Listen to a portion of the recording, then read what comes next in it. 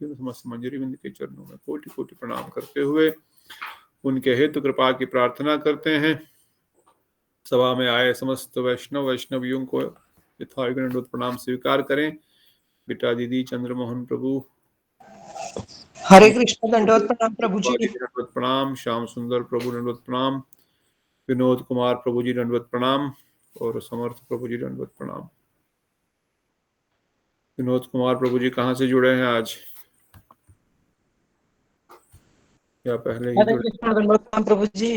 हरे कृष्णा मुकेश प्रभु।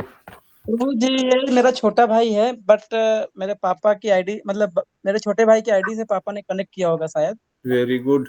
तो मैंने आज लिंक भेजा है पापा को। हमने कहा एक बार कथा सुनो, अच्छा लगे तो मैं आपका नंबर ऐड करा दूंगा सब प्रभु जी को बोल के। बिल्कुल, बहुत स्वागत है आपका प्रभु जी, आपका हार्दिक स्वागत है आज की कथा में। अगर आपको कथा अच्छी लगे तो आप रोज ज्वाइन करें। अगर आपको कथा अच्छी नहीं लगे तो आप हमको कथा सुनाइए, ताकि हम भी आपकी कथा सुनेंगे, है ना। तो अगर आपको कोई प्रश्न हो, कुछ हो, पूछ सकते हैं, नहीं तो आप आराम से सुन सकते हैं और भक्ति मार्ग में हम आगे बढ़ सकते हैं, क्योंकि ये श्रवण ही एकमात्र ऐसा साधन है जिसके द्वारा शीघ्र ही हम आध्यात्मिक जगत में प्रगति कर सकते हैं। तो आपका स्वागत है, सभी भक्तों का स्वागत है। आप सबके चरणों में दंडवत प्रणाम स्वीकार करें। और सभा को आगे बढ़ाते हुए हम लोग जिस ग्रंथ का अध्ययन कर रहे हैं उस ग्रंथ का नाम है भक्ति रसामृत सिंधु बिंदु। यह भक्ति रस अमृत के सागर का एक बिंदु मात्र में पान कराने वाले शिला चक्रवर्ती ठाकुर पाद हम सबको श्री रूप गोस्वामी द्वारा रचित इस ग्रंथ के सार रूप में हमारे सामने प्रस्तुत कर रहे हैं। तो हमने पहले मंगलाचरण सुना। श्री कृष्ण अखिल रसामृत स्वरूप है, समस्त रसों को रसास्वादन करने वाले केवल एक श्याम सुंदर ही है। उसके बाद हमने भक्ति की डेफिनेशन सुनी। भक्ति की डेफिनेशन, भक्ति किसको कहते हैं? अगर कोई बोले है ये भक्ति कर रहा है, ये भक्त है, ये भक्ति, तो ये भक्ति आखिर होती क्या है? इस विषय में हमने सुना भक्ति क्या है और क्यों उसको भक्ति कहा गया है, और भक्ति अर्थात उत्तमा भक्ति, सर्वोत्तम भक्ति क्या है, फिर उसको हमने सुना। तो सर्वोत्तम भक्ति क्या है, कौन बता सकते हैं? उत्तमा भक्ति क्या है, कौन बता सकते हैं? फटाफट, शीघ्र अतिशीघ्र बता सकते हैं कोई? मेरी आवाज तो आ रही है कि नहीं? सब जग गए के भी सोए हैं कोई कोई? दीक्षा बताओ क्या होती है भक्ति? सही प्रतिभा दीदी। प्रभु जी, वही जो अन्य अभिलाषता शून्यम, वो श्लोक में जो भक्ति का वर्णन किया है कि केवल कृष्ण की प्रीति के लिए बिना कोई अन्य इच्छा और अभिलाषा से जो भक्ति कर जाती है वही उत्तमा, नहीं तो शुद्ध भक्ति कहलाती है। तो अन्य अभिलाषता शून्यम प्यार कर्म आदि अनावृतम अनुकूलेन कृष्ण अनुशीलनम भक्तिरुत्तमा। तो जो बिना किसी अभिलाषा के हो, जिसमें बिना किसी अभिलाषा अर्थात जिसमें केवल कृष्ण की सेवा की अभिलाषा हो, कृष्ण के प्रेम की अभिलाषा हो, राधा गोविंद की सेवा की अभिलाषा ही उत्तमा भक्ति है। भक्ति मतलब सेवा। भक्ति शब्द का अर्थ है सेवा करना। तो किसकी सेवा करना? ब्रजेंद्र नंदन श्याम सुंदर की सेवा करना। और श्याम सुंदर की सेवा करेंगे, कैसे करेंगे? कोई दूसरी अभिलाषा से नहीं, केवल उनकी प्रीति की अभिलाषा के लिए जो सेवा उनकी की जाए उसी को बोलेंगे अन्य अभिलाषिता शून्यम। और ये ज्ञान कर्म से ढकी नहीं होनी चाहिए। ढक जाएगी तो फिर सेवा कैसे करेंगे? अगर ज्ञान और कर्म से ढक गई तो सेवा नहीं हो पाएगी, क्योंकि तब हम सोचेंगे वो तो भगवान है तो हम उनकी सेवा क्या करें। और फिर बताया इस श्लोक में जो दो चीजें भक्ति नहीं है, अगर कोई ज्ञान कर्म से ढकी हुई है तो वो भक्ति नहीं कहलाएगी। अगर अन्य अभिलाषाएं, हम संसार की बहुत सारी अभिलाषाएं हैं, तो ये भक्ति नहीं है। इसलिए इस श्लोक में दो डूज है और दो डोंट्स है। क्या भक्ति है और क्या भक्ति नहीं है। पहले बताया क्या भक्ति नहीं है। भक्ति क्या नहीं है, क्या भक्ति नहीं है, क्या नहीं है भक्ति। कुछ मन में कुछ अभिलाषा धर के अगर हम पूजा करेंगे, सेवा करेंगे तो वो भक्ति नहीं है। Very good. और दूसरा, दूसरा जब भी दान करते हैं तभी मैं बहुत दानी हूँ, ये भावना से अगर दान किया तो वो दान व्यर्थ है, वो भी भक्ति नहीं है। ठीक है, तो एक हो गया अनभिलाषता शून्यम, कोई अभिलाषा नहीं है। दूसरा शब्द क्या है, दूसरा शब्द क्या है, ज्ञान और कर्म से ढकी हुई नहीं होनी चाहिए। आदि अनावृतम, ज्ञान कर्मादि अनावृतम।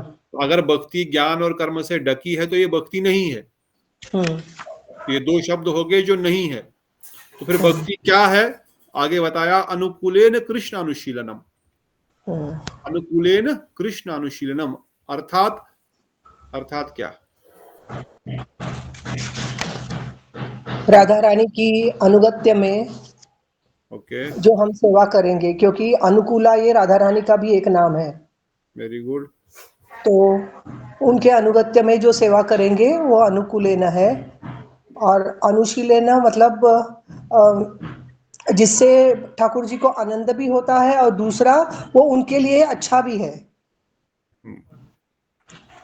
ठीक है, तो उसके लिए आपने जो उदाहरण बताए थे वो चामूर का मुष्टि युद्ध वाला, और दूसरा यशोदा मैया जो बांध रही है भगवान जी को। Very good. तो अनुकूलेन अनुशीलनम, एक्चुअली अनुशीलनम का अर्थ है चेष्टा, मन से वचन से करने को अनुशीलन बोलते हैं, अनुशीलन करना। तो साधारण व्यक्ति के लिए अनुशीलन अर्थात भगवान के सेवा की चेष्टा करना, उसको बोलेंगे। चेष्टा ही कर सकते हैं हम, सेवा कहाँ कर सकते हैं अभी, है ना। साधन भक्ति की अवस्था में चेष्टा ही की जा सकती है। हम चेष्टा मतलब हम इच्छा प्रकट कर, हम एक डिजायर प्रकट कर रहे हैं। साधन भक्ति की अवस्था में केवल डिजायर हो सकती है सेवा करने की, परंतु भाव भक्ति के अवस्था में भाव रूपा हो जाएगी वो अनुशीलन। अभी वो भाव रूपा नहीं है, अभी वो चेष्टा रूपा है, क्योंकि हम खाली मन से वचन से कर्म से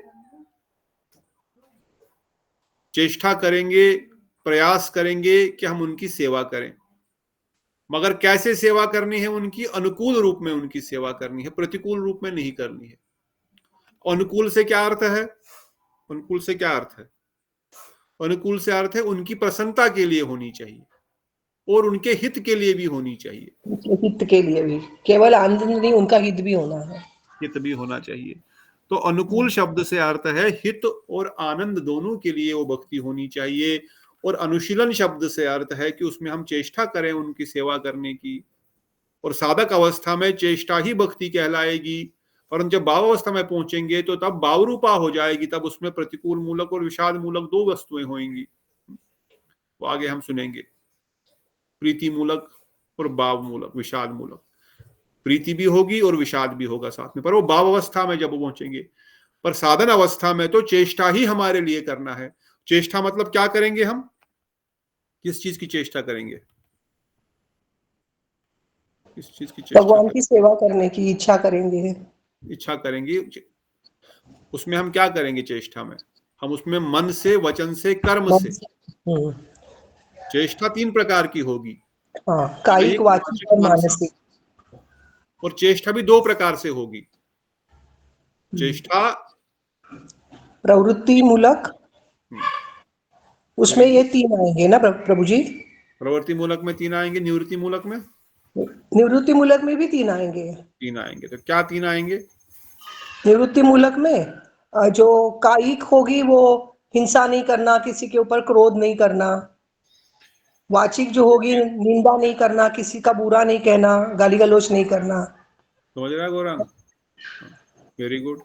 आगे। और मानसिक से होगा कि जो मेरे समझ में आया, मन से भी किसी का बुरा नहीं चाहना, मन से भी किसी के बारे में बुरा नहीं सोचना, मन से भोगों का चिंतन न करना, मैं ये भोग करूंगा उसका ये करूंगा, खाली दूसरों के प्रति नहीं। भोग की प्रवृत्ति भी मानसिक रूप से निवृत्ति मूलक है ना। मन से भोग करने की इच्छा ये सब तो मन का ही, सब जड़ कारण तो मन ही है ना सब चीज का। हाँ जी। मन के कारण ही बस जगत में भटक रहे हैं। मन ये चीज मांग रहा है, वो चीज मांग रहा है, हम नहीं दे रहे हैं तो क्रोध आ रहा है, दे रहे हैं तो और अधिक उसमें लालच आ रहा है, दिया तो लालच, नहीं दिया तो क्रोध। दोनों अवस्था में हमको डुबा रहा है, इसलिए इसको भक्ति में लगाओ।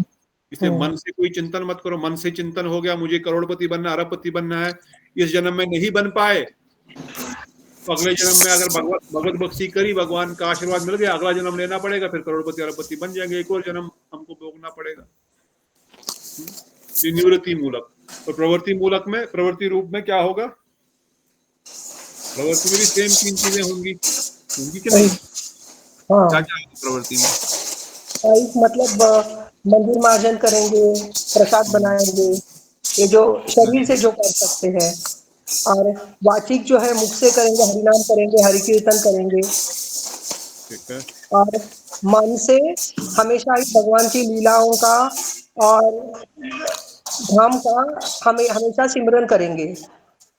ठीक, सबको समझ में आ गया भक्ति की डेफिनेशन? अभी हम ये परसों पढ़ चुके हैं, पहले भी पढ़ चुके हैं, ये ग्रंथ पहले भी पढ़ चुके हैं हम लोग। अभी खाली हम समरी सुन रहे हैं श्रील रूप गोस्वामी के इन वचनों को श्रीला चक्रवर्ती ठाकुर पाद जी के माध्यम से। तो ये हो गया पहला श्लोक जो हम ऑलरेडी डिस्कस कर चुके थे। दूसरे श्लोक में श्रील रूप गोस्वामी अभिन्न श्रीला चक्रवर्ती ठाकुर पाद वर्णन करते हैं भक्ति 3 प्रकार की होती है। कौन कौन सी भक्ति होती है 3 प्रकार की? प्रेम भक्ति, साधन भक्ति, भाव भक्ति और प्रेम भक्ति। ठीक है, साधन भक्ति, भाव भक्ति, प्रेम भक्ति 3 प्रकार की होती है। साधन भक्ति जब आदमी शुरू करता है उस समय उसके जीवन में 2 विशेष वस्तुएं होती है, 2 विशेष वस्तुएं आती है। क्या क्या आती है? क्लेश अग्नि और शुभदा। उसके सारे क्लेशों का हरण होना प्रारंभ हो जाता है। साधन भक्ति प्रारंभ करते ही, साधन भक्ति प्रारंभ कब होती है? साधन क्रिया प्रारंभ होती है आदो श्रद्धा तथा साधु संग, भजन क्रिया, अनर्थ निवृत्ति, निष्ठा, रुचि, आसक्ति तथा प्रेम। ये क्रम बताया गया भक्ति का। भगवत प्राप्ति, इस जगत से हम लोग जब शरीर छोड़ेंगे और भगवत धाम में प्रवेश करेंगे तो उस भगवत धाम में प्रवेश करने के लिए हमको सबसे इंपॉर्टेंट चीज जो चाहिए वो है भगवान से प्रेम। अगर हमको श्री हरि से प्रेम नहीं है तो हम उधर जाके करेंगे तो क्या करेंगे? अगर आपको किसी के घर में जाना है, अगर उससे आपको कोई प्रीति नहीं है, उनको आपसे कोई प्रीति नहीं है, तो आप उसके घर में क्यों जाओगे? समझो आपके मोहल्ले में ही, आपके फ्लैट में ही कोई सामने रहता है, आप उस व्यक्ति के घर में जाओगे कभी बात करने या कभी बैठने या कभी कुछ खाने पीने, या किसी को अपने घर पे बुलाओगे जिसके साथ थोड़ी प्रीति होगी, कुछ संबंध होगा, कुछ प्रीति होगी, कुछ प्रेम होगा। अगर कोई आपसे लड़ाई झगड़ा करता, आपसे नफरत करता, गाली गलौज करता, तो उसको घर में थोड़ी जाएंगे। या किसी को आप जानते ही नहीं हो तो उसके घर में भी नहीं जाएंगे। तो अगर साधारण संसार में भी किसी व्यक्ति के घर में हम जाते हैं तो अगर प्रीति है, कोई संबंध है, तो भी जाते हैं। तो भगवत धाम जाने के लिए भी हमको भगवत प्रीति चाहिए, भगवान कृष्ण प्रेम चाहिए। इसीलिए गुरुवर्ग कहते हैं हमारा लक्ष्य कृष्ण नहीं है, हमारा लक्ष्य राम नहीं है, हमारा लक्ष्य नारायण को प्राप्त करना नहीं है, हमारा लक्ष्य है कृष्ण प्रेम को प्राप्त करना, राम जी के प्रेम को प्राप्त करना, श्री हरि नारायण के प्रेम को प्राप्त करना, लक्ष्मी नारायण की सेवा प्रीति प्राप्त करना, ब्रजेंद्र नंदन का प्रेम भक्ति प्राप्त करना हमारा लक्ष्य है। और उस प्रेम तक पहुंचने के लिए कुछ सीढ़ियां बताई गई हैं जिनको चढ़ करके वहां पे जाना पड़ेगा। उसकी पहली सीढ़ी कौन सी है? बताओ पहली सीढ़ी तूने नीटा दीदी? भजन से पहले बताओ बेटा दीदी? श्रद्धा। फिर दूसरी सीढ़ी, दूसरा स्टेप साधु संग। पहले बताया गया आदो श्रद्धा ततः साधु संग। पहले श्रद्धा, अगर श्रद्धा है तभी तो आप यहाँ पर बैठे हैं, थोड़ी बहुत श्रद्धा है किसी में, किसी ने आपको बोला या कथा सुनो, आपको उसमें श्रद्धा है तो आप कथा सुन रहे हैं, नहीं तो आपको शास्त्र में श्रद्धा है, माता पिता का कुछ संस्कार है, पूर्व जन्म का कुछ संस्कार है तो श्रद्धा है तो आप मंदिर आए। किसी श्रद्धा के कारण ही कथा सुन रहे हैं, साधन भजन कर रहेंगे, तब तो बाद में करेंगे, पहले श्रद्धा है तब तो मंदिर आएंगे, साधु की बात सुनेंगे, शास्त्र को पढ़ेंगे, गीता भागवत उठाएंगे। इसलिए द फर्स्ट स्टेप इज श्रद्धा। अब ये श्रद्धा कहां से आई होगी, क्यों नहीं सबको श्रद्धा है? व्हाट इज द आदो श्रद्धा, मतलब श्रद्धा के आदि भी कुछ आगे है, तो वो क्या चीज है श्रद्धा के आगे? श्रद्धा कहां से आएगी? Any idea? पूर्व सुकृति संचिता, पूर्व में कोई स्कृति आपने की होगी, कोई अच्छा कार्य किया होगा, भक्ति अनुमुख कार्य किया होगा, जिस कारण से श्रद्धा उत्पन्न हो गई। अब स्कृति क्या होती है, ये तो हम बेसिक्स फिर से जा रहे हैं, परंतु आप लोग नहीं बोल रहे हैं इसलिए जाना पड़ रहा है। सुकृति क्या होती है? सुकृति बताओ बिमला दीदी, आप लेट आ रहे हो, मुकेश वो तो गाड़ी चला रहे होंगे। सुकृति क्या होती है? हमने जो अच्छे कर्म किए हैं, अच्छे कर्म। और भक्ति अनुमुख स्कृति क्या होती है? जो भक्ति के कोई अच्छे कार्य किए होंगे हमने, भक्ति के विषय में कोई अच्छे काम किए हैं, भक्ति रिलेटेड कुछ अच्छा किया होगा, भक्ति अनुमुख स्कृति। तो ये श्रद्धा का बीज क्या है? स्कृति। पर कौन सी स्कृति? भक्ति अनुमुख स्कृति। हो सकता पूर्व जन्म में या इसी जन्म में कभी हमने कोई भक्ति अनुमुख स्कृति की होगी, जाने की होगी या अनजाने में की होगी, वो अज्ञात होगी या अज्ञात भी हो सकती है, जानबूझकर की होगी या अनजाने में भी की होगी, पर व्हाटएवर वे, चाहे जानबूझकर किया चाहे अनजाने में किया, अगर जहर जाने में पिया अनजाने में पिया, जहर तो मार देगा आदमी को। उसी प्रकार अमृत अगर जानबूझकर पिया या अनजाने में पिया, अमर हो जाएगा आदमी। तो अज्ञात सुकृति हो या ज्ञात सुकृति हो, उसी के कारण श्रद्धा आती है। तो अज्ञात सुकृति कैसे हो सकती है? कोई एग्जाम्पल कोई दे सकता है? अज्ञात सुकृति कैसे आ सकती है? बोलो भाई, कुछ तो बोलो, कुछ तो आपको लगेगा मन में कुछ तो आ रहा होगा। अज्ञात मतलब बिना किसी अनजाने में की गई स्कृति कैसे हो सकती है? हो सकती है कि नहीं हो सकती है अनजाने में? हो भी सकती है प्रभु जी, और प्रारब्ध की भी हो सकती है सुकृति। प्रारब्ध की तो सुकृति है, तो वो तो सुकृति नहीं, वो तो फिर श्रद्धा में आ गया ऑटोमेटिकली। अच्छा। पर अप्रारब्ध या अज्ञात स्कृति कैसे हो सकती? कोई एग्जांपल? तो जैसे कोई मंदिर चला जाए, मंदिर चला गया, ऐसे ही किसी दोस्त के साथ, चलो आज वहां पर भंडारा हो रहा है तो हम खाना खाने जाते हैं वहां पर, और प्रसाद मिल जाए उसको, जैसे कभी प्रसाद कभी मिल गया तो स्कृति मिल गई, वेरी गुड। और कोई कारण से अज्ञात स्कृति हो गई, आपने तुलसी के पौधे को प्रणाम कर लिया, पता ही नहीं, सब लोग कर रहे थे मैंने भी कर लिया। बहुत लोग मठ में आते हैं, आप घर में हाउस प्रोग्राम करते हैं, किसी को बुलाते हैं जिनको पता ही नहीं है क्या कर रहे हैं। अब मनीष जी ने प्रोग्राम रखा है जी, उनके लिए हम जाएंगे जी। प्रतिभा दीदी ने आज कुछ सत्संग रखा है, लंच रखा है, डिनर रखा है, वो कुछ बोले कुछ साधु लोग आएंगे, पता नहीं कौन आएगा क्या आएगा, चलो अब उन्होंने बोला है तो हम जाएंगे। अब वहां पे गए, साधुओं का दर्शन हुआ, कानों में कीर्तन चला गया, कुछ कथा चली गई, कुछ पता नहीं लग रहा यहाँ पे हो क्या रहा है, कुछ इंटरेस्ट भी नहीं उसमें, पर चूंकि उन्होंने बुलाया हुआ है तो इसलिए बैठे हुए हैं। अब बैठे हुए हैं तो सुकृति का लाभ मिल रहा है ऑटोमेटिक। अज्ञात सुकृति, वो जानबूझ करके नहीं आए वहां पर, अपनी इच्छा से नहीं आए, ऐसे ही आ गए। मंदिर आ गए, सब लोग प्रणाम कर रहे हैं, हम तो खड़े ही रहेंगे, हम तो प्रणाम नहीं करते, पर कोई बोल रहा है अरे आप भी प्रणाम करो, थोड़ा झुक जाओ, ठाकुर जी को दंडवत प्रणाम लगा दो, पुरुष है तो माताओं ने तो पंचकोनी प्रणाम करो। अच्छा जी ठीक है, अब ये सब लोग बोल रहे हैं तो करेंगे।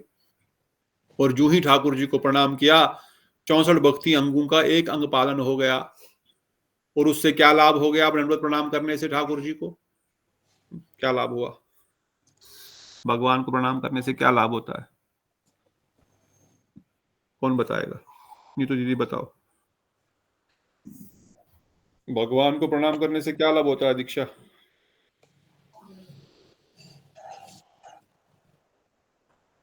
कोई नहीं जानता भगवान को प्रणाम करने जी से? ये तो क्या पुनर्जन्म 100 न अश्वमेध विद्यते। यज्ञ का फल, 100 अश्वमेध यज्ञ का फल मिलता है और वैकुंठ प्राप्ति, वैकुंठ प्राप्ति हो जाती है।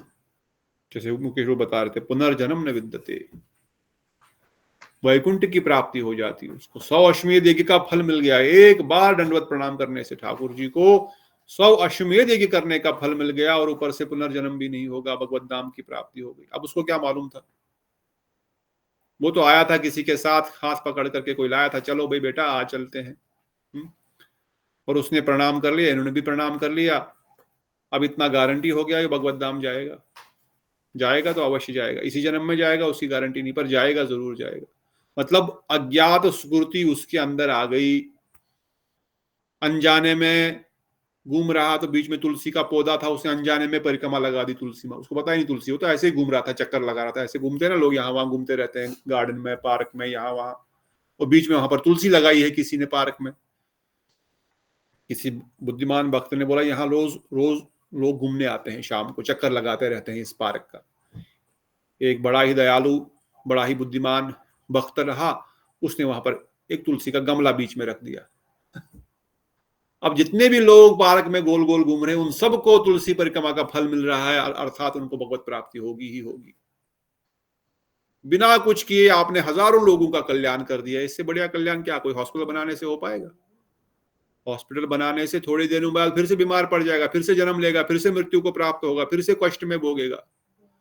परंतु उसने 4 परिक्रमा तुलसी की लगाई तो उसके जन्म जन्मांतर के चक्कर ही कट गए, और उसको पता ही नहीं। इससे बड़ा किसका कल्याण कौन कर सकता है? इससे बड़ा क्या दान, क्या पुण्य, क्या कल्याण, क्या सेवा कोई कर सकता है कि उसका जन्म मृत्यु का चक्कर ही काट दिया? पर इसी जन्म में होगा नहीं, टाइम लगेगा, होगा पर जरूर, क्योंकि अभी उसके अंदर अज्ञात स्फूर्ति आ गई। और कोई ज्ञात स्फूर्ति भी हो सकती है, जैसे जानबूझ करके किसी को, अब किसी को दान देने की इच्छा है, दान दे रहा है, उसी समय उन्होंने दान किसी वैष्णव को दे दिया, किसी वैष्णव को दे दिया दान, और वैष्णव को दे दिया तो उसकी ज्ञात स्फूर्ति बन गई। तो चाहे अज्ञात स्फूर्ति हो या ज्ञात स्फूर्ति हो, किसी न किसी कारण से इस स्फूर्ति हमारे हृदय में, हमारे अंदर उत्पन्न हुई है, पूर्व जन्म में हुई, इस जन्म में हुई है, 10 जन्म पहले हुई, कभी तो हुई है। इसी कारण से हमको श्रद्धा है इस भजन मार्ग में, इस आध्यात्मिक जीवन में, किसी न किसी कारण से श्रद्धा आ गई। तो अब श्रद्धा आ गई तो हम फिर ढूंढने लगेंगे कि मैं आगे कैसे बढ़ूं। श्रद्धा है तो फिर क्या होगा? फिर साधु संग होगा, दूसरा स्टेप। और साधु संग में क्या होगा? मंत्र दिया जाएगा, माला दी जाएगी, माला जप करो, ये नियम पालन करो। मतलब साधु ने बताया भजन करो, भजन क्रिया करो, अर्थात ये सब चीजों को पालन करो, ये सब मत खाओ, ये सब खाओ, ये सब मत, ऐसा मत करो, एकादशी करो, 16 माला जप करो, सूर्य जल्दी उठो, किसी को गाली मत दो, किसी का बुरा मत करो, ये सब सिखाएंगे। मतलब भजन क्रिया प्रारंभ हो गई, अभी भजन क्रिया शुरू हो गई। अब भजन क्रिया शुरू होने से क्या होगा? क्या होगा next step? What is going to happen by भजन क्रिया? क्या होता है भजन क्रिया से चंद्रमोहन प्रभु जी? अनर्थ निवृत्ति, अनर्थ निवृत्ति हो जाती है। जो हमारे अंदर अनर्थ है, बहुत सारे अनर्थ पड़े हुए हैं, दुष्कृति युक्त अनर्थ है, सुकृति युक्त अनर्थ है, अपराध युक्त अनर्थ है, और भक्ति युक्त अनर्थ है। ये 4 प्रकार के अनर्थ है, इन सबको कटना प्रारंभ हो जाता है। ये क्या अनर्थ है हम ऑलरेडी डिस्कस कर चुके हैं माधुर्य कादंबरी में, फिर से नहीं करेंगे। अनर्थ निवृत्ति होने के बाद निष्ठा आ जाती है, फिर दृढ़ निश्चय आता है, मुझे भजन करना है, मुझे भक्ति करनी है, चाहे कोई कुछ भी करे, कुछ भी कहे, कुछ भी सिचुएशन हो, मैं अपना साधन भजन नहीं छोड़ूंगा। निष्ठा आ गई, यही एक मार्ग है जो मेरे कल्याण का मार्ग है, यही एक मार्ग है जो जिसके लिए मुझे मनुष्य शरीर की प्राप्ति हुई है, यही एक मार्ग है जो मेरे लिए सबसे श्रेष्ठ कर है। कोई मेरा साथ नहीं देने वाला, ये भजन ही मेरा साथ देने वाला है, भजन क्रिया ही मेरे साथ देने वाली है। साधन, भजन, नाम, जप, कथा, कीर्तन, इसके अतिरिक्त दूसरा कोई भी इंपॉर्टेंट चीज नहीं है, यही सबसे इंपॉर्टेंट है। This becomes a priority 1। जब तक हमारे जीवन में भक्ति प्रायोरिटी 1 नहीं बनी है तब तक निष्ठा नहीं आई है। जब तक ये सेकेंडरी है तब तक अभी निष्ठा स्टेज में नहीं आया है जी, सीधी सी बात। This is my first priority, there is no other priority than doing साधन भजन। मतलब निष्ठा में आ गया, भजन करेगा, अपना नाम करेगा, कथा कीर्तन, रोज कथा सुनूंगा, मर जाऊंगा पर कथा नहीं छोड़ूंगा, कम से कम 1 घंटा 2 घंटा जो भी नियम है। नहीं, बिना कथा के मैं कैसे रह सकता हूं? बिना कथा सुने, बिना नाम, अरे कैसे मैं कुछ आज सो जाऊंगा बिना अपना नियमित नाम पूरा किए? मैंने ठाकुर जी की आरती नहीं की, प्रणाम नहीं किया, ऐसे कैसे हो सकता है? दृढ़ निश्चय, निष्ठा इसको बोलते हैं। भक्तिर भवती निष्ठ की, भक्ति निष्ठा में कब? जो नित्यम भागवत सेवया, जो नित्य श्रवण करेगा भक्ति निष्ठा में आ जाएगी। और निष्ठा के बाद आसक्ति।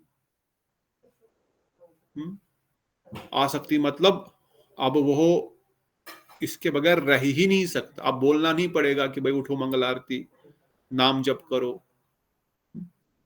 और केवल साधन के प्रति नहीं, साध्य वस्तु के प्रति, जिसका हम भजन कर रहे हैं, जिसका हम नाम जप कर रहे हैं, उसके प्रति जो है आसक्ति हो जाएगी। उनका दर्शन आज नहीं किया, ऐसे कैसे? दर्शन कर लेंगे, फिर कुछ खाएंगे, फिर कुछ पिएंगे, फिर उनको श्रृंगार करेंगे विग्रह का। और उत्सुकता कब? साक्षात दर्शन कब होंगे? तो जो भजनीय है, जो श्याम सुंदर है, जो गौर नित्यानंद है, उनके प्रति अब धीरे धीरे आसक्ति हो रही है। और अपने नाम, कथा, कीर्तन के प्रति भी, श्रवण, कीर्तन, सिमरन, 3 चीजें हमेशा करनी है बस। भक्ति का मेन है श्रवण, कीर्तन और सिमरन, बस। श्रवण निरंतर, कथा सुनो, कोई दिन कथा में बगैर नहीं जाए, मेरे प्राण चले जाएं पर कथा के बगैर आज का दिन नहीं जाएगा। और कीर्तन बिना नाम जप किए नहीं जाएगा, श्रवण, कीर्तन और सिमरन। खाली फिजिकली मुंह और कान से नहीं, थोड़ा सिमरन, थोड़ा मानसिक चिंतन, थोड़ा ब्रजेंद्र नंदन, राधा कुंड, श्याम कुंड, गिरिराज गोवर्धन, आहा बड़ा सुंदर, दंडवत प्रणाम, 3 डुबकी मार दो, क्या है, कौन रोक रहा है? वृंदावन, यमुना महारानी, परिक्रमा लगा दो बैठे बैठे, श्याम सुंदर, दामोदर, मदन मोहन, सबको प्रणाम। साक्षात ब्रजेंद्र नंदन किधर है, कहां है, कैसे मिलेंगे? आसक्ति, ये क्रम है, ये भक्ति लता बीज जो दिया है गुरुदेव ने कृष्ण सेवा वासना के रूप में। ये जो सुकृति से शुरू हुआ था, फिर श्रद्धा से प्रारंभ हुआ, उसका बढ़ना, श्रद्धा से इसका बढ़ना प्रारंभ हुआ। श्रद्धा से चलते चलते ये सब स्टेज आ गए, साधु संग, भजन क्रिया, निष्ठा, आसक्ति, रुचि। निष्ठा के बाद रुचि, रुचि के बाद आसक्ति, रुचि भूल गए, बीच में छूट गया था। निष्ठा, रुचि, आसक्ति। रुचि और आसक्ति में इतना अंतर है, रुचि भजन के प्रति, आसक्ति भजनीय के प्रति।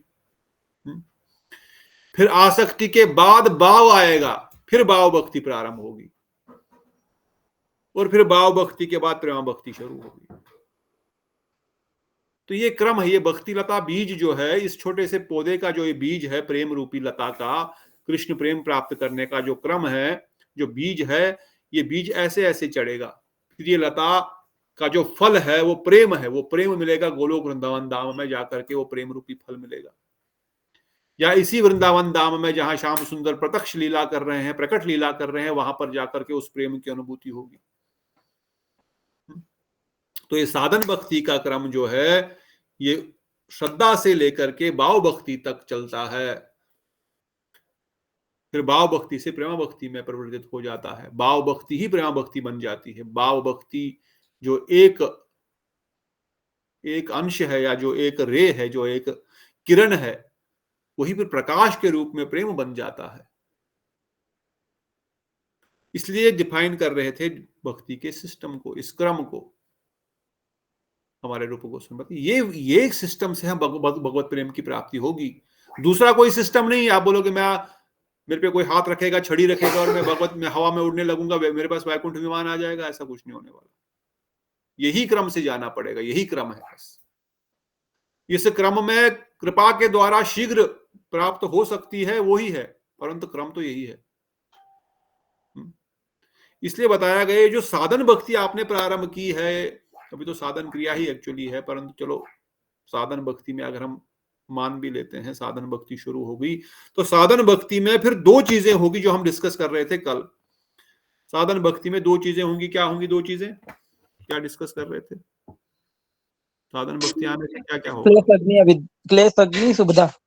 क्लेश अग्नि और शुभदा, वेरी गुड। अब क्लेश हरण होने से आरंभ हो जाएंगे, क्लेशों का हरण हो जाएगा। अच्छा, आप बोल रहे क्लेशों का हरण होगा, तो ये क्लेश क्या चीज है? वे पहले ये तो बताओ। तो बताया क्लेश क्या है? क्या है क्लेश? पाप बीज और अविद्या। यही क्लेश है। हमारे कष्टों का कारण यही है, पाप का बीज और अविद्या। क्लियर? पाप कितने प्रकार का है? हाँ प्रभु जी, दो, प्रारब्ध अप्रारब्ध। प्रारब्ध और अप्रारब्ध, वेरी गुड। अब ये पाप क्या चीज है? पाप क्या चीज है? पाप की डेफिनेशन क्या है? पाप क्या होता है? पाप तो सब लोग जानते हैं, हिंदू है हम लोग सब। पाप क्या है? बुरे कर्म प्रभु जी, शास्त्र विरुद्ध कर्म। शास्त्र विरुद्ध जो भी हम एक्टिविटीज कर रहे हैं, कर्म कर रहे हैं, वो पाप कहलाता है। सिंपल डेफिनेशन पाप की प्रभु जी ने बता दी। वो अपने लिए करे, शरीर संबंधी किसी रिश्तेदार के लिए करे, किसी के लिए भी करे, तन से करे, मन से करे, वचन से करे। जो शास्त्र विरुद्ध हम कार्य तन मन वचन से कर रहे हैं वही पाप है। जैसे बोलो क्या? कोई एग्जाम्पल पाप का बोलो गोरंग, पाप का कोई एग्जाम्पल? आपका एग्जाम्पल नहीं पता? लगता है आप सब यहाँ महात्मा वैकुंठ से बैठे हुए हैं, कोई पाप का एग्जाम्पल ही नहीं जानता।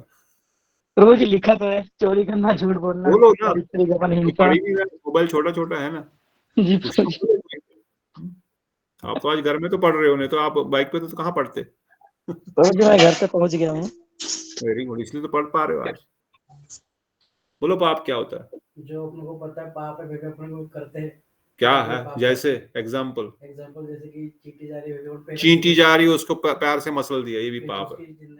उसकी जिंदगी ले ली, ये पाप है कि नहीं? पाप हिंसा। सिंपल है। इतना क्यों हम घबरा रहे हैं, शर्मा रहे हैं? किससे शर्मा रहे हैं? कोई एग्जाम तो है नहीं। जब एग्जाम का दिन आएगा, सर्टिफिकेट का दिन आएगा, तब मैं आपको बोलूंगा ना पहले से ही पेपर में क्या क्या आने वाला है। कोई टेंशन नहीं लेने का। पेपर लीक करेंगे प्रभु जी। मैं पहले ही पेपर दे दूंगा। आपने बस एग्जाम में लिखना है और वो दिल्ली जाएगा IGVT में, वहां पर वो छपेगा और आपको सर्टिफिकेट वहां से आ जाएगी भक्ति शास्त्री की। क्वेश्चन आंसर आपके पास इसी में सब रहेगा। Book, open book question answer है। बुक भी आपके पास रहेगी और पेपर भी आपके पास ही रहेगा। आंसर करो जब मर्जी। पाप क्लियर है? पाप क्या होता है बेटा? दीदी मनीष प्रभु। हाँ प्रभु जी क्लियर है। शास्त्रों के विरुद्ध जो भी किया, और अंतरात्मा, अगर कोई भी हम कार्य कर रहे हैं और वो हमारी अंतरात्मा हमें कह रही है कि ये गलत है और फिर भी हम कर रहे हैं, वो भी पाप है। इसका जो परिकाष्ठा एक होगा वो शास्त्र देगा। हाँ जी। अब अंतरात्मा किसी चीज के लिए अच्छा बोल सकती, किसी के लिए बुरा।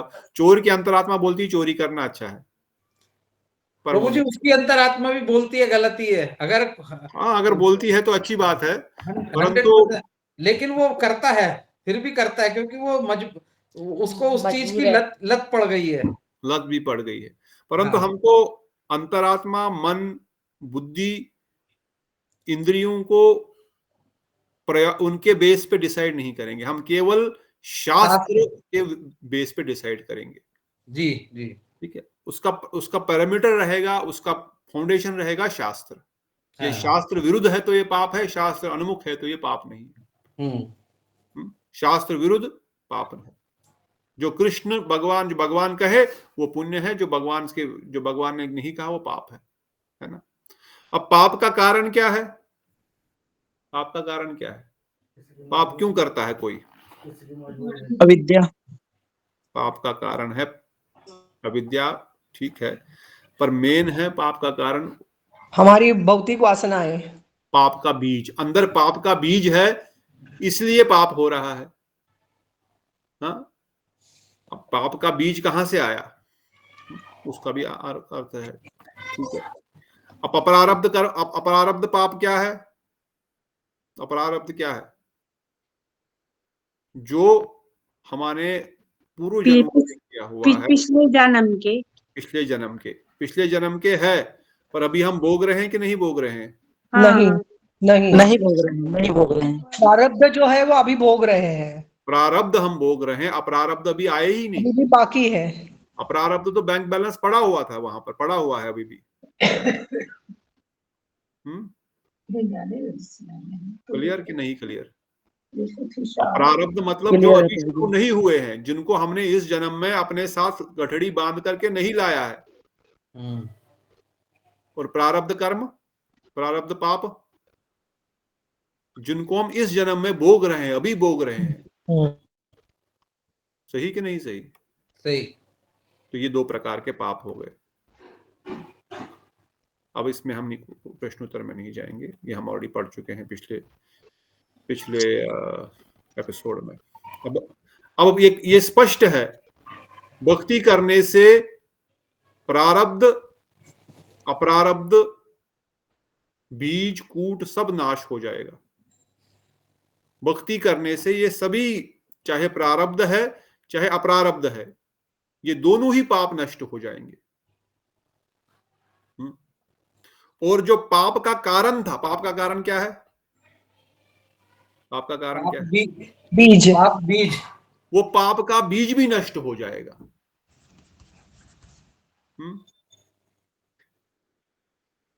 इसलिए कहा गया है श्रीमद् भागवतम में, जिस प्रकार प्रज्वलित अग्नि लकड़ियों को जलाकर राख कर देती है, उसी प्रकार भक्ति मार्ग पूर्व संचित अपरारब्ध कर्म को नाश कर देता है।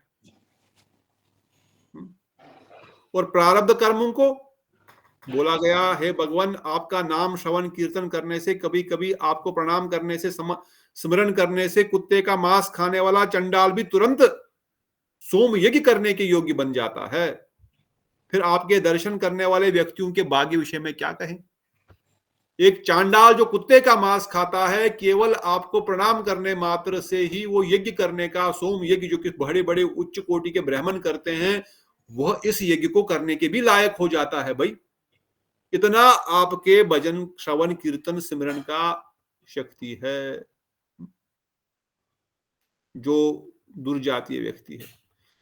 फिर अब प्रश्न आया, अच्छा ठीक है, ये पाप अगर नष्ट हो जाते हैं भगवत भक्ति प्रारंभ करने से, तो फिर हम कष्ट अभी तक क्यों भोग रहे हैं? हमारे जीवन में कष्ट क्यों है? क्यों है कष्ट? क्यों है कष्ट?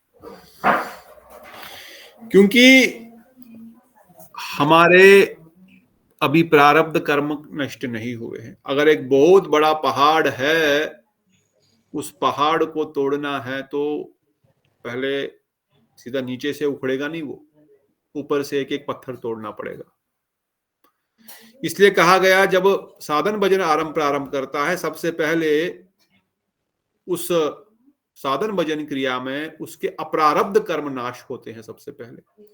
अर्थात जो बैंक बैलेंस पड़ा हुआ था वहां पर लाखों लाखों करोड़ों करोड़ों पापों का, जो इस जीवन में हमने नहीं साथ में लेके आए, परंतु हमारा बैंक बैलेंस पड़ा है, आगे हमने 10 करोड़ जन्म और लेने थे, वो सारे पापों का जो अप्रारब्ध कर्मों का जो खाता है वो नाश हो जाता है।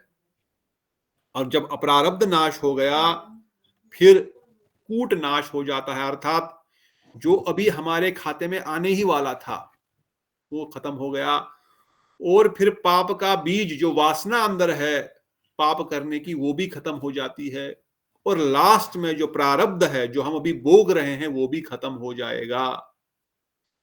यहाँ पद्म पुराण का वचन है, कहते हैं जो विष्णु भक्ति में समर्पित है उनके अप्रारब्ध कूट बीज फलोन्मुख प्रारब्ध पाप क्रमशः नष्ट हो, क्रमशः मतलब स्टेप बाय स्टेप नष्ट हो जाते हैं। इसीलिए हमको लगता है कि मेरा जीवन का कष्ट नहीं गया, मैं तो भजन कर रहा हूं इतने समय से, फिर कष्ट क्यों हो रहा? अरे अभी तक तो अप्रारब्ध कट रहे हैं, बीज कट रहा है, कूट कट रहा है, प्रारब्ध का लाइन अभी नहीं आई। इसीलिए बताया गया, जैसे आपने कमल के बहुत सारे पत्तों को एक साथ किया और किसी ने उसमें सुई आर पार कर दी, ऐसे लगेगा कि सुई एक साथ सारे पत्तों को छिद गई, परंतु ऐसा नहीं है। जब आपने सुई उस कमल के पत्तों में डाल दी, पहले वो पहले पत्ते में गई, फिर दूसरे में गई, फिर तीसरे में गई, फिर चौथे में, फिर 10वें में, फिर 15वें में गई।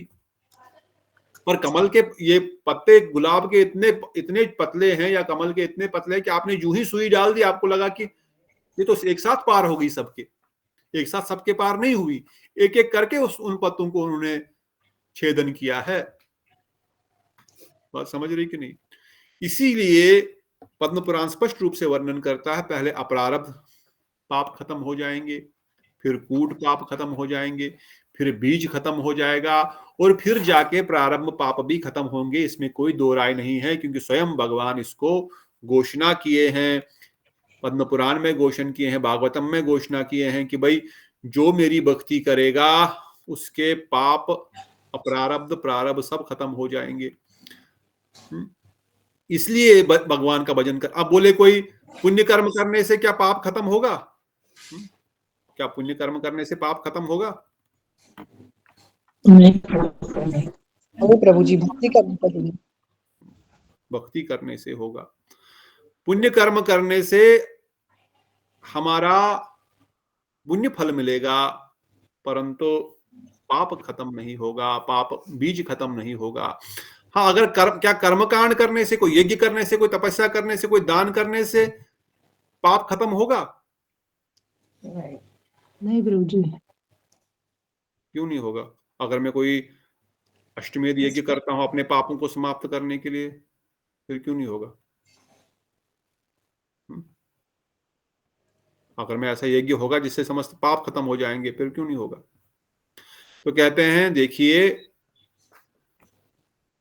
कोई ऐसा कर्मकांड की विधि हो सकती है जिससे पाप खत्म होगा, ऐसा है, परंतु पाप का बीज कूट अप्रारब्ध, उसमें ऐसा कोई यज्ञ हवन तप नहीं है जो उसको खत्म कर सके। क्योंकि किसी एक चीज के लिए कोई तपस्या, कोई व्रत, कोई यज्ञ बनाया गया हो, ये व्रत करने से आपका ये पाप चला जाएगा जी, आप ये व्रत कीजिए, इस प्रकार से कीजिए, आपने जो ये पाप किया है, फॉर एग्जाम्पल किसी कारण से कोई जीव हिंसा हो गया, जीव हत्या हो गई, अच्छा इसका प्रायश्चित क्या करें, मेरे से गलती हो गई, इसके लिए ना आप ये वाला व्रत कर लेना, ये तपस्या कर लेना, आपको इससे मुक्ति मिल जाएगी। ठीक है, मुक्ति मिल गई उससे, परंतु उस पाप के फल से वो व्रत या वो तपस्या मुक्ति कर देगी, परंतु पाप करने की जो वासना है वो उसके लिए नहीं था, वो खाली उस पाप को मुक्त करने के लिए वो तपस्या था, वो व्रत था, वो तप था, है ना। बहुत सारे तपस्या व्रत होते हैं, ऐसे व्रत वैसे व्रत, परंतु भगवत भजन करने से, कृष्ण कथा श्रवण कीर्तन सिमरन करने से, भक्ति मार्ग को अपनाने से उसके अप्रारब्ध कूट बीज एवं प्रारब्ध कर्म क्रमशः नष्ट हो जाते हैं। पद्म पुराण में स्पष्ट वर्णन किया गया है। फिर प्रश्न आया, भाई ठीक है, अप्रारब्ध आपने बता दिया, पाप का बीज बताया अविद्या या वासनाएं, वासनाओं का कारण अविद्या, वासनाओं का कारण है अविद्या, पाप का कारण है पाप का बीज, और बीज का कारण क्यों है? क्योंकि हम अविद्या में है और मोहग्रस्त है। जैसे धृतराष्ट्र का एग्जाम्पल दिया गया है यहाँ पर, धृतराष्ट्र का एग्जाम्पल दिया गया है कि धृतराष्ट्र इतना मोहित था अपने पुत्र के कारण कि उसके आंखों के सामने इतने सारे पाप हो रहे हैं, वो जो बैठा हुआ, ये मोह है, ये अटैचमेंट है। Because of this attachment, he has to suffer.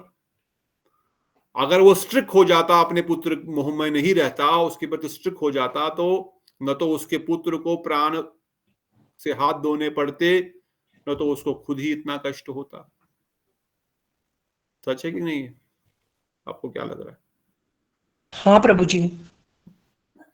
अगर वो सही गलत की पहचान उसको थी, फिर भी उसने अपने पुत्र को नहीं समझाया।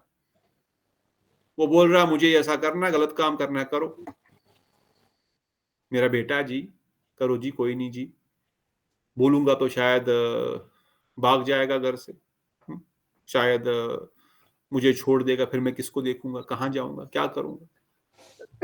हाँ? मांस खाना है, हाँ बेटा खा, कोई बात नहीं, क्या करें, नहीं खा, पर ठीक है, मैं कुछ नहीं बोल सकता ज्यादा। मदिरापान करना है, शराब। हरे कृष्णा, दंडवत प्रणाम प्रभु। धन्यवाद चंद्रकला दीदी, बहुत लेट आए आप। ठीक है, पाप कर्म, तो ये मोह ही पाप का बीज का कारण है। ये मोह ही हमारे को फंसा देगा, उसको भी कष्ट होगा, हमको भी कष्ट होगा। पितामह भीष्म ने अपने धर्म का पालन नहीं किया, जानते हुए भी, जानते हुए भी, और फिर एक एक खून का कतरा जब गिरा, तब जाके वो रियलाइजेशन हुआ कि भाई मैंने पापी का अन्न खाया था। तो एक तो मोह हमको पाप करवाता है। हम बोले हम तो नहीं कर रहे हैं, हम कर रहे हैं, क्योंकि हम उसके साथ दे रहे हैं, उसके पाप करने में, तो हम कर रहे हैं। हम उसको पाप करने से रोकते नहीं है, तो हम भी उसके पाप के बागी हो गए हैं, हमको भी भोगना पड़ेगा उसका फल। हाँ? और दूसरा है अविद्या, हम जानते ही नहीं। व्हाट इज अविद्या?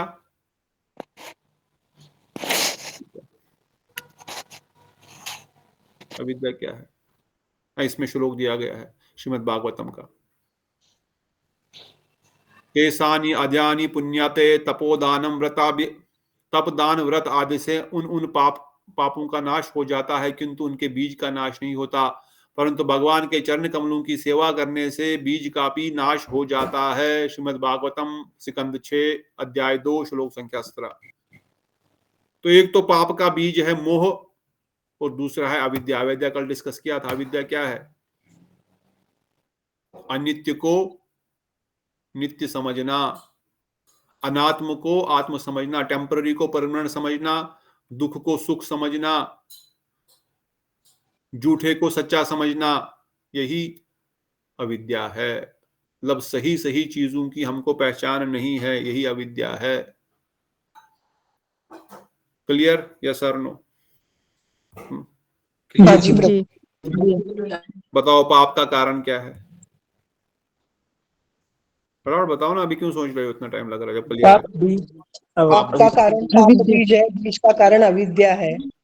अविद्या और मोह है। अविद्या का नाश कैसे होगा?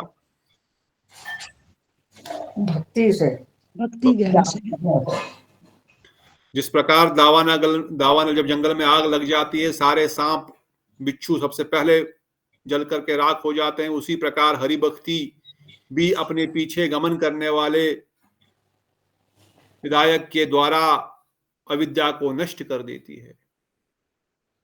भक्ति के द्वारा अविद्या नष्ट होगी। जब हम कथा सुनेंगे निरंतर, सही में भक्ति क्या है, भजन क्रिया क्या है, पाप क्या है, पाप बीज क्या है, अपरारब्ध कर्म क्या है। प्रारब्ध, अरे वो व्यक्ति तो इतना दुष्ट है, फिर भी उसको ये सब इतना सारा मिल रहा है, वो तो आनंद में है। मैं तो इतना भजन कर रहा हूँ, मुझे तो कष्ट मिल रहा है। क्यों ऐसा हो रहा है भाई? अरे उसके पापों का खाता बढ़ रहा, कट थोड़ी रहा है। उसको तो आगे पता नहीं कितने जन्म और लेने पड़ेंगे। और हमारे तो अप्रारब्ध कट रहे हैं, बीज कट रहा है, कूट कट रहा है, प्रारब्ध भी शीघ्र ही कटेगा। साधन भजन और दृढ़ता से करो, शीघ्र कटेगा। क्योंकि अपरारब्ध ही इतने सारे हैं कि पता नहीं कितने जन्म काटने में लग जाएंगे उनको। प्रारब्ध की बारी कहाँ आ रही है अभी? बात समझ आ रही कि नहीं आ रही? प्रारब्ध की बारी अभी तक नहीं आई कटने की। अभी तो अपरारब्ध ही कट रहे हैं। कितने जन्म अपरारब्ध कटने में ही लग जाएंगे हम नहीं जानते, क्योंकि हमारा साधन भजन भी तो बड़ा सुस्ती वाला है। परंतु अगर हम जैसे तैसे भी लगे रहेंगे, किसमें लगे रहना है, कहते हैं संत वैष्णव सेवा में लगे रहेंगे, भक्ति क्रिया में लगे रहेंगे, तो अवश्य ही अपरारब्ध भी कटेगा, पाप प्रारब्ध भी कटेगा, बीज भी कटेगा, कूट भी कटेगा, ये सारे के सारे भस्मसात हो जाएंगे। स्पष्ट बताया गया श्रीमद् भागवतम के चतुर्थ स्कंद के 22वें अध्याय के 39वें श्लोक में। कहते हैं संत जन जिनके चरण कमलों की उंगलियों की कांति से स्मरण करने से कर्माशयों की गांठ, अविद्या रूपी ग्रंथ, कर्माशयों की गांठ मतलब अविद्या रूपी ग्रंथ नष्ट हो जाती है। अगर संतों का हम चरणों का स्मरण करें, उनका दर्शन करें, उनके चरण कमलों से, उनके नाखून, चरण नाखून से जो कांति आती है, उसका दर्शन करने मात्र से, स्मरण करने मात्र से, आप गुरुदेव के चरण कमल का स्मरण करें, केवल स्मरण करने मात्र से, आप परम गुरुदेव का चरण कमलों का स्मरण करें, आप नारद जी के चरण कमलों का स्मरण करें, आप संत कुमार के चरण कमलों का स्मरण करें, आप प्रभुपाद जी के चरण कमलों का स्मरण करें, रूप गोस्वामी जी के चरण कमलों का स्मरण करें, राधा रानी कृष्ण तो स्वयं भगवान ही हो गए। अब संत जनों के चरण कमलों के स्मरण करने मात्र से ही अविद्या नष्ट हो जाती है। संत जनों के, साधारण संत जन भी अगर हो तो, भगवत भक्त संत नहीं, नॉर्मल संत भी है, परंतु अगर भगवत भक्ति से रहित इंद्रियों का दमन करने वाले सन्यासी उस गांठ छेदना नहीं कर पाते, उन स्वरूप सुख रूप भगवान कृष्ण ना भजन करे। अगर कोई दूसरा व्यक्ति भगवत भक्ति से रहित है, इंद्रियों का दमन करने वाले सन्यासी है, जिनका पूरे इंद्रिय निग्रह है, पूरा सेल्फ कंट्रोल्ड है, no problem, all senses are in full control, परंतु वो भगवत भक्ति नहीं कर रहे हैं, वो लोग कल्याण नहीं कर सकते हैं। उनका स्मरण करने से, उनकी साक्षात सेवा करने से भी कुछ अविद्या का नाश नहीं होने वाला है। ऑन द अदर हैंड, अगर संत जनों के चरणों कमलों का केवल सिमरन मात्र कर लिया तो अविद्या रूपी ग्रंथि कट जाएगी। इसलिए हमको किनका स्मरण करना है? जो तप कर रहे हैं, जो हिमालय में बैठे हुए योगी है, महात्मा गण है, उनका स्मरण करना है, या जो भक्त है उनका स्मरण करना है? संत जनों का स्मरण, योग तपस्या करने से, इंद्रिय निग्रह करने से, कंट्रोल करने से नहीं होगा। जो साधन भजन कर रहे हैं, जो कृष्ण की कथा कीर्तन श्रवण, जो शुद्ध भक्त बन चुके हैं विशेषकर वो। और आगे श्रीमद् भागवतम कहता है, प्रथम स्कंद का द्वितीय अध्याय का 17वां श्लोक, भगवान कृष्ण के यश का श्रवण और कीर्तन दोनों पवित्र करने वाला है। वही अपनी कथा सुनने वालों को हृदय में आकर्षित हो जाते हैं और एक सुहृद भांति उनके अशुभ वासनाओं को नष्ट कर देते हैं। शुण्वता सकथा कृष्णा पुण्य श्रवण कीर्तना हृदयंता स्थो अभद्राणी विदुन्ते सुहृतदास्ताम। कहते हैं भगवान कृष्ण जो उनकी कथाएं सुनते हैं, जो श्रवण करते हैं, उनके हृदय में जाकर के बैठ जाते हैं। बोले बैठ जाते हैं, फिर क्या करते हैं वहां पर?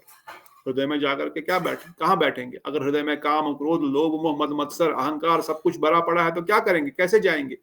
बोलते हैं उनकी सफाई कर देते हैं। एक सुहृद की बात है। सुहृद मतलब एक आपका अपना कोई रिश्तेदार अगर आपके घर में आ जाए, कोई बहुत क्लोज आपका दोस्त आपके घर में आए, कोई बहुत क्लोज रिलेटिव आ जाए, माता जी आ जाए, पिताजी आ जाए, भाई आ जाए, और देखेगा यहाँ पर बैठने के लिए जगह नहीं, कपड़े वपड़े बिखरे पड़े हैं, तो क्या करेगा? वो घर से वापस चला जाएगा? नहीं। क्या करेगा? पहले वो समेटेगा सारा घर, सारा ठीक ठाक रखे देगा, बैठने की जगह बैठेगा। उसी प्रकार जो भगवान की कथाओं का श्रवण करते हैं, श्रीमद् भागवतम में स्वयं भगवान कहते हैं, जो भगवान की कथाओं का श्रवण करते हैं, भगवान उसके हृदय में जाकर के बैठ जाते हैं। पर अगर हृदय बहुत मैला कुचेला हो तो क्या करेंगे? कहते पहले उसकी सफाई कर देते हैं। एक सुहृद की भांति, इस प्रकार से आपका रिश्तेदार आपके घर में आकर के देखा चेयर गंदी है, धूल मिट्टी है, कपड़ा उठाएगा, साफ करेगा, फिर बैठेगा। तो सबसे पहले भगवान आपके घर में झाड़ू पोछा करने का काम करते हैं हृदय में। किसके हृदय में? किसके हृदय में करते हैं? भक्त के हृदय में। भक्त तो ऑलरेडी शुद्ध हो गया, उसको सफाई करने की आवश्यकता क्या है? हम जैसे जीव। शृण्वता सकथाम कृष्णा, जो कृष्ण कथा सुनते हैं, बात समझ आ रही है? हाँ जी प्रभु जी। सुनवता सखता कृंशा, जो कृष्ण कथा सुनते हैं उनके भी भक्त बने नहीं, अभी तो हृदय में कलमश पड़ा हुआ तो भक्त बने ही नहीं। मतलब जो भक्त नहीं बने उनके हृदय में भी बैठ गए भाई। पर क्यों बैठे? क्यों बैठे? क्योंकि उनकी कथा सुन रहे हैं। इसलिए भगवान कहते हैं जो मेरी कथा सुनेगा मैं उसके हृदय में जाकर के बैठ जाऊंगा। अरे भगवान बहुत मैला है, क्या करोगे मैले में बैठ करके, कचरे में बैठ करके? अरे कोई बात नहीं, मैं साफ कर दूंगा पहले। और जिसका ऑलरेडी साफ हो गया है फिर क्या करेंगे? फिर जाके आराम से बैठेंगे और उसको आनंद की अनुभूति कराएंगे। वहां सफाई करने की जरूरत नहीं है ना, उसको हृदय में बैठ करके उसको लीला सिमरन कराएंगे। इसलिए भगवान स्पष्ट वर्णन करते हैं, विदुनोति, मैं उसके समस्त हृदय में जो अभद्र है, अर्थात यही काम क्रोध लोभ मद मत्सर जो है, उसको साफ कर दूंगा। और जो हम रोज पढ़ते हैं, नष्ट प्राये स्वभद्रेषु नित्यम भागवत सेवया भगवते उत्तम श्लोके भक्तिर्भवति निष्ठ की, जो निरंतर कथा श्रवण करेगा, भागवत कथा सुनेगा, उसको क्या होगा? उसकी भक्ति निष्ठा में बदल जाएगी। उसकी नष्ट प्रायेषु अभद्रेषु, जितने भी उसके हृदय में अभद्र है उनको नाश हो जाएगा। नष्ट प्रायः ऑलमोस्ट 99% उसके सारे अभद्र नाश हो जाएंगे और भक्ति में वो निष्ठा आ जाएगी। इसलिए स्पष्ट अगर किसी को समझना हो, हमारे दुखों का कारण हमारा पाप है, हमारे कष्टों का कारण हमारा पाप है। कौन सा पाप? कौन सा पाप? प्रारब्ध या अप्रारब्ध? अभी जो हम कष्ट, प्रारब्ध पाप। और हम जो आगे पाप करेंगे इसका कारण, आगे भी तो पाप कर रहे हैं ना रोज रोज, इसका कारण क्या है? अगर हम समझ गए पाप का नष्ट हो, अगर पाप कर रहे हैं इसका कारण क्या है? पाप बीज हमारी कामनाएं। पाप बीज। और पाप बीज का कारण क्या है? अविद्या। अविद्या। अब आपको विद्या हो गई है, अब आपके पास अविद्या नहीं है। और दूसरा था, अविद्या के साथ दूसरा कारण क्या था? विद्या होते हुए भी आदमी कर लेता है, क्यों? मोह। मोह। ये दो चीजें याद रखनी है। हमारे पाप का कारण है अविद्या और मोह, और हमारे कष्टों का भी कारण वही है, हमारे संसार में लटके रहने का कारण भी वही है। मेरा भी सबका आपका यही है। जानते हुए भी कि ये अविद्या है, अविद्या नहीं है, जान रहे हैं, पर फिर भी मोह के कारण, अटैचमेंट के कारण, इंद्रिय भोग की प्रवृत्ति मोह के कारण हम उस चीज को कर रहे हैं और फिर अपने पाप के खाते को फिर से भर रहे हैं। पीछे तो भले ही थोड़ा बहुत कट भी रहा साधन भजन करने से, परंतु नया भी तो क्रिएट हो रहा है। इसलिए हमको पाप नहीं करना है, अर्थात मोह और अविद्या को दूर करना है। जितना अधिक हो सके श्रवण कीर्तन करना है, तब जाकर के पाप की प्रवृत्ति नहीं होगी। और हमारे बस की बात नहीं है।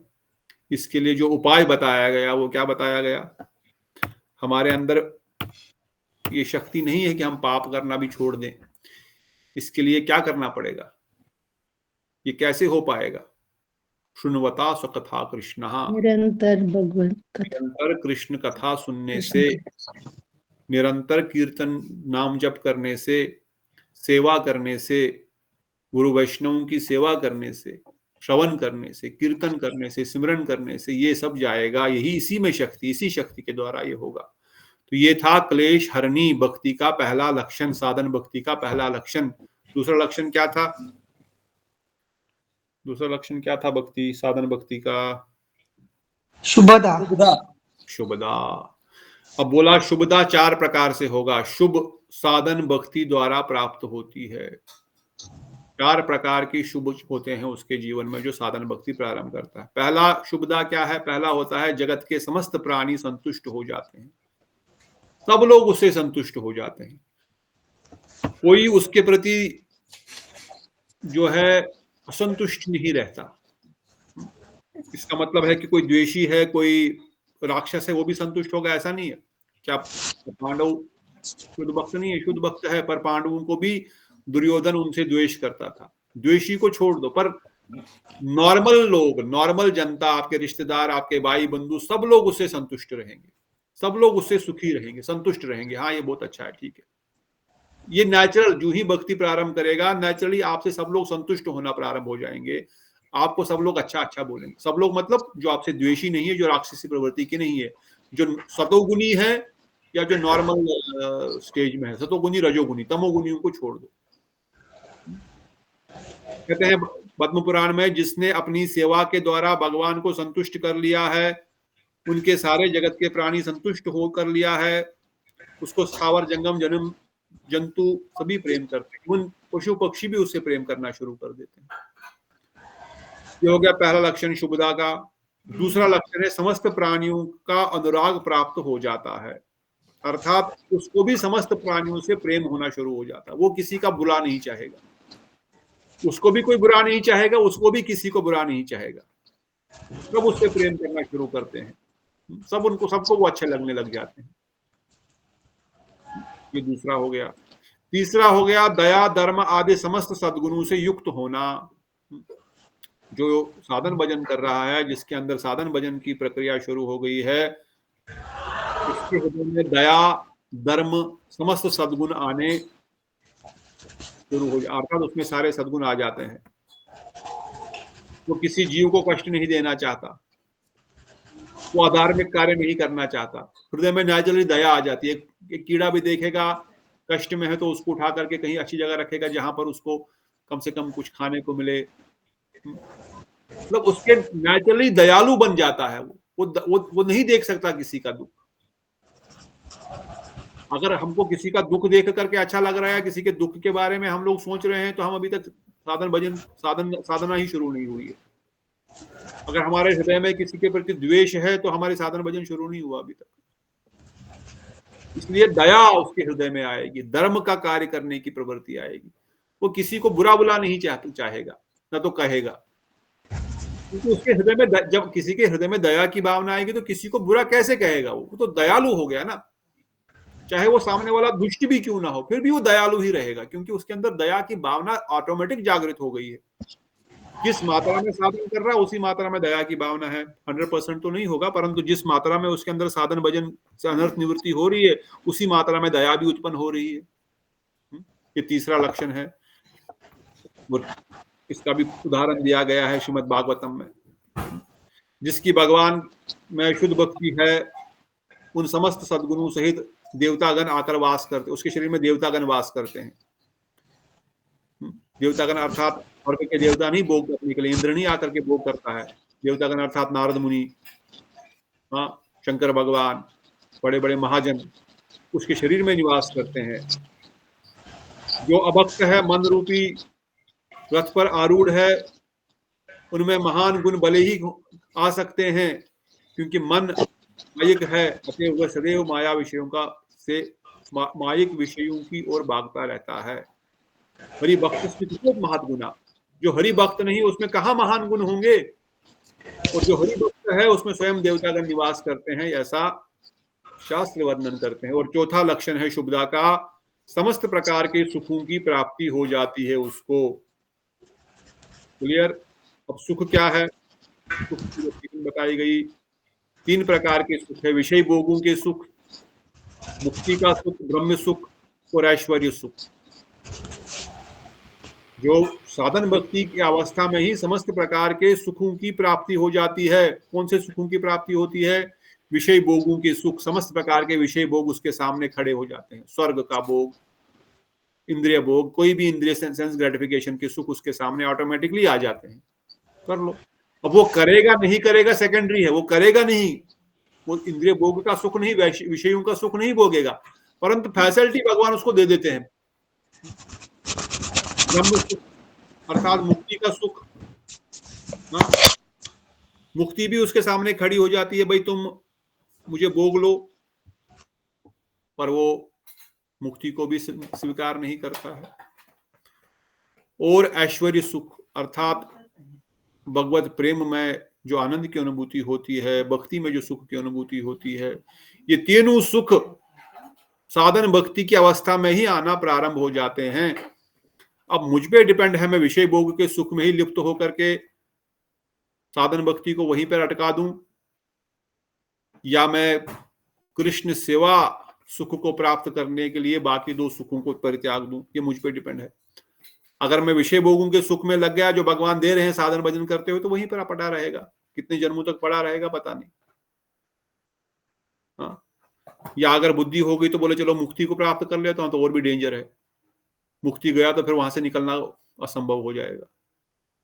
परंतु जो वैश्विक सुख और ब्रह्म सुख, मुक्ति सुख को त्याग दे करके केवल कृष्ण सेवा आरूपी सुख की अनुभूति चाहता है, वह अवश्य ही आगे बढ़ेगा। इसलिए बताया गया परम आश्चर्यजनक सिद्धियां, अनिमा, लगिमा, महिमा, प्राप्ति, सब कुछ, भुक्ति, मुक्ति तथा शाश्वत परमानंद, ये चारों सुख गोविंद की भक्तों के प्राप्त होते हैं। तंत्र शास्त्र वर्णन करता है गोविंद के श्री कृष्ण के भक्तों को ये सारे सुख प्रदान होते हैं, इसमें कोई दो राय नहीं है। तो यहां पर साधन भक्ति के दो लक्षण विराम देते हैं। कल हम पढ़ेंगे भाव भक्ति के लक्षण, मोक्ष लघुताकृता और सुदुर्लभा। भाव भक्ति अत्यंत दुर्लभ है। वैसे तो ये सरल ही, ज्यादा कोई टफ नहीं है समझना। मोक्ष लघुताकृता अर्थात जब आदमी भाव भक्ति में पहुंचेगा तो मोक्ष भी उसके लिए तुच्छ लगने लग। जब साधन भक्ति में ही उसने मोक्ष को रिजेक्ट किया तो भाव भक्ति में तो कहां से उसको एक्सेप्ट करेगा। और सुदुर्लभा, ये बड़ी दुर्लभ है, भगवान सबको नहीं देते हैं भाव भक्ति। क्योंकि अगर भगवान ने भाव भक्ति दी तो भगवान उनके दास बन, उनके पीछे पीछे चलना पड़ता है। इसलिए बड़े सोच समझ कर संसार के सारे उनको वरदान दे देंगे, परंतु उनको भाव भक्ति नहीं प्रदान करते हैं। क्योंकि भाव भक्ति प्रदान की तो फिर भगवान कहते हैं कि मैं और वह अभिन्न हो। तो हम इन दो को कल फटाफट इसको पढ़ेंगे और प्रेमा भक्ति के लक्षणों को भी पढ़ेंगे, और फिर हम साधन भक्ति की द्वितीय लहरी में पहुंचेंगे, जो इस ग्रंथ का ये दूसरा श्लोक था जो हमने परसों पढ़ा कि साधन भक्ति कितने प्रकार की है, और उसी के विस्तार में श्री गुरुदेव इन चीजों को प्रकाशित कर रहे हैं। तात्पर्य में किस प्रकार से साधन भक्ति के द्वारा भाव भक्ति, और भाव भक्ति जो है वह घनीभूत होकर के प्रेम भक्ति में परिवर्तित हो जाती है, उसी प्रकार से। इसलिए हमको समझना पड़ेगा कि साधन भक्ति क्या है, और साधन भक्ति हम कर रहे हैं तो क्या लक्षण आ रहे हैं, और साधन भक्ति में हमको प्रोग्रेस किस कारण से नहीं हो रही है। अगर अविद्या है या मोह है, किस कारण से प्रॉब्लम हो रही है। अविद्या है तो कैसे उसको दूर करेंगे, मोह है तो कैसे उसको दूर करेंगे। इसलिए इन सब विषयों को गुरुदेव बड़े ही स्पष्ट रूप में वर्णन करते हैं, और श्री रूप गोस्वामी जी ने इन सबको भक्ति रसामृत सिंधु में डिटेल में बताया, परंतु चक्रवर्ती ठाकुर पाद सीधा ही वर्णन कर रहे हैं।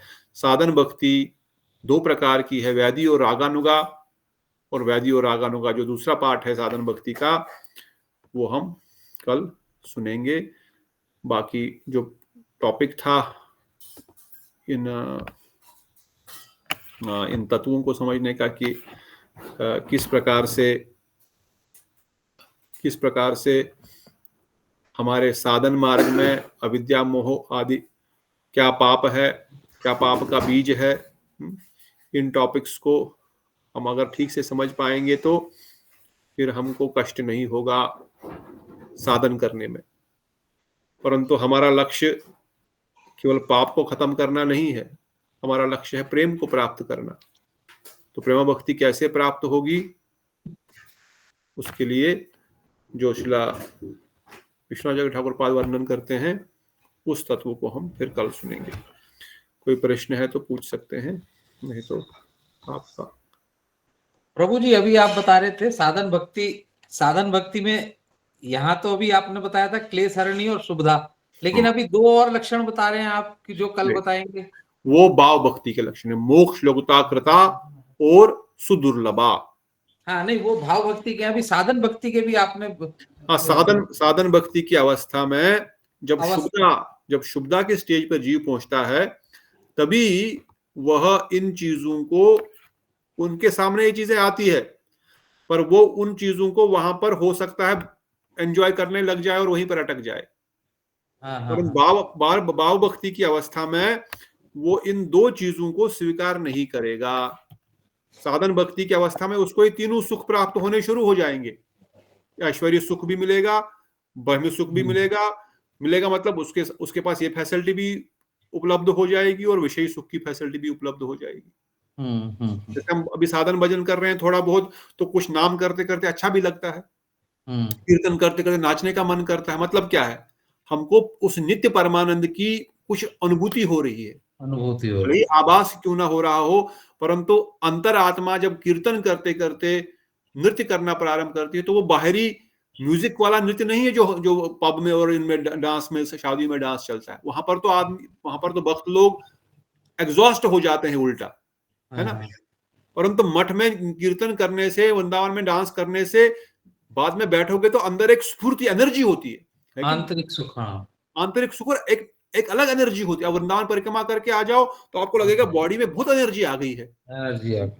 आप 3 घंटा परिक्रमा कर लो, आप आधा घंटा मॉल में खड़े हो जाओ कुछ शॉपिंग करने के लिए, वहां से निकलने के बाद एग्जॉस्ट हो गया है आदमी, isn't it? क्यों? क्योंकि अब उसको साधन भजन करने से आंतरिक भक्ति की कुछ अनुभूतियां होने लग गई है। He is not fully aware, अभी आभास है, छाया है। उसी प्रकार से उसको भी साधन भक्ति की अवस्था में उसको लगता है कि मुक्ति मुझे नहीं चाहिए। अभी हम भाव भक्ति में आए नहीं, पर हमको भी पता है कि मुक्ति नहीं चाहिए, है ना। और विषय सुखों में अब किस मात्रा में वो अपने आप को भगवत भक्ति के सुख की अनुभूति कर रहा है, उसी मात्रा में वो विषय सुखों से बाहर निकल पाएगा। अदरवाइज सुख तो साधन भजन शुरू किया, भगवान ने फैसिलिटीज दे दी आपके सामने। अब हमारे पास शराब का गिलास भी भगवान ने सामने रख दिया और दूध का गिलास भी रख दिया, अमृत का भी। अब मेरे पास चॉइस है, मैं अमृत का उठाऊं कि दूध का, शराब का उठाऊं। साधन भक्ति में दोनों चीजें मिल जाएंगी। अब उठाता किस चीज को, उस पर डिपेंड है। कोई व्यक्ति साधन भजन के कारण, हमने बहुत सारे अपने अनुभव में और अपने कॉलेज लाइफ से लेकर के आज तक पिछले 20-25 साल में देखे कि ऐसे हम लोग, हमारे क्लासमेट्स भी बोलेंगे, बहुत सारे ऐसे थे जिनके पास खाने के लिए भी कुछ नहीं था, पर साधन अभी भजन कीर्तन करने में लग गए। साधन भजन करते करते करते आज मतलब वो विदेश में सेटल हो गया, कोई कुछ सेटल हो गया, मतलब so many facilities are there. तो ये पूर्व कर्म से नहीं था। क्यों? क्योंकि पूर्व कर्म से उनका फैमिली बैकग्राउंड ऐसा नहीं था, पर साधन भजन करते करते भगवान ने ये सब दे दिए। अब वो व्यक्ति उनको उपभोग करेगा या अपने साधन भजन में ही अपने आप को और आगे बढ़ाएगा, ये चॉइस उसके सामने है। इस अवस्था में है जब वो साधन भजन की अवस्था में। पर जब वो भाव की अवस्था में आएगा तब वो अवश्य ही जो है मोक्ष रूपी सुख को भी त्याग देगा, बाकी संसारिक सुख का तो कहना ही क्या। इसलिए बताया गया वहां पर ये दोनों पत्ते फलीभूत हो जाते हैं। इस अवस्था में ये चीजें आपके सामने रहेंगी। पर भक्तगण अगर किसी कारण से विषय भोग में कुछ घुस भी जाएगा, या फिर भी धीरे धीरे वो वहां से बाहर निकलेगा ही निकलेगा। क्यों?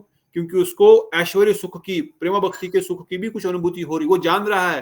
फिर रूप गोस्वामी आगे वर्णन करते हैं, अगर, क्योंकि भाव भक्ति में सुदुर्लभा है, अगर दुर्लभ है, अनुभूति ही नहीं होगी, विषयों में अनुभूति हो रही है, फिर बोलेगा यही बढ़िया है जी।